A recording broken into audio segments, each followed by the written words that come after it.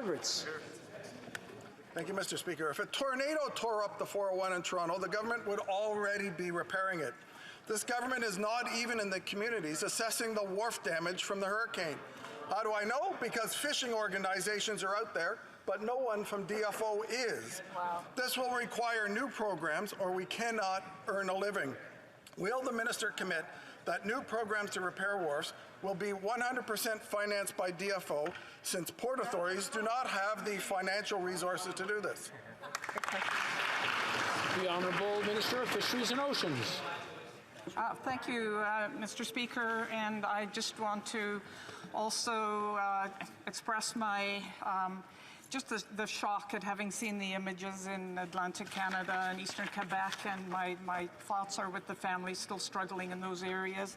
I'd like to assure the member that DFO has already inspected 80 small craft harbors. We're on the ground, we're there for Canadians, we're there for fish harvesters, and we are committed to rebuilding and renewing this infrastructure so that they can do their jobs out in the fisheries.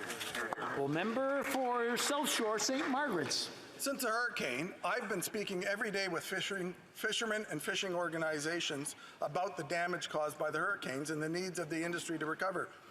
As I said, it's clear that we need some new programs to deal with this. 4 days since the hurricane, and the minister is yet to call a single fishing organization in Atlantic Canada. How do I know this? Because I talk to them every day and she doesn't.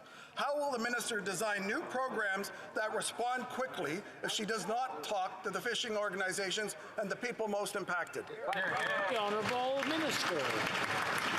Thank you, Mr. Speaker. And again, having chatted with MPs and ministers from that area, I am very much seized with how much challenge this is for people who have lost their homes. They may have lost their boats, their fishing gear, and there may not be adequate food in the grocery stores. So we are there, DFO, our staff, the Canadian Coast Guard, the Canadian Coast Guard College, and we were doing everything we can on the ground to support the people of Atlantic Canada and Eastern Quebec, and we'll continue to do just that. Thank you.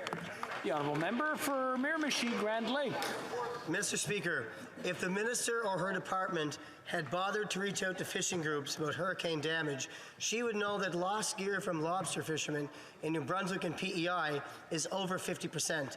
The season has 3 weeks left. Without traps, they cannot fish, and the need for support to replace these traps is immediate.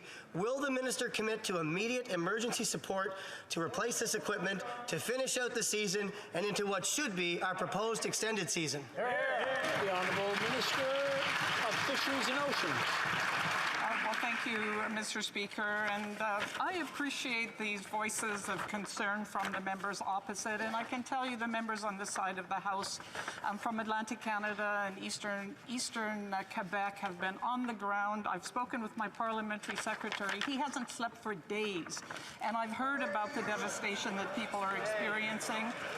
We are, and I am in touch with fish harvesters, provincial ministers, caucus members, and we will be happy to hear what requests there are for extensions and consider them very seriously.